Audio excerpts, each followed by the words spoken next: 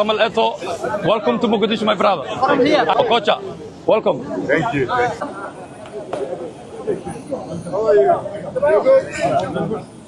Samuel Eto'o iyo JJ Okocha sida aad arki kartaan waxa goordhow magaalada Muqdisho ka soo degay halyeeyadii qaarada Afrika ninkan aad arki kartaan waa Adebayor wariyaankii hore kooxda Man City iyo Arsenal iyo Real Madrid ayaa goordhow soo degay sida aad arki kartaan Emmanuel Adebayor ayaa goordhow soo degay waxa sidoo kale soo degay Samuel Eto'o oo kamid ah halyeeyada qaarada Afrika oo la soo ciyaaray kooxaha Barcelona Inter iyo Chelsea isagoo 3 koob la qaaday kooxda Inter Muqdisho ayaa soo dhaweynaysa JJ Okocha Adebayor iyo Samuel Eto'o iyadoo bahda ciyaaraha dalka Soomaaliyeedna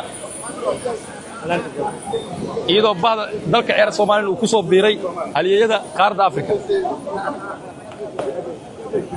How are you? Good?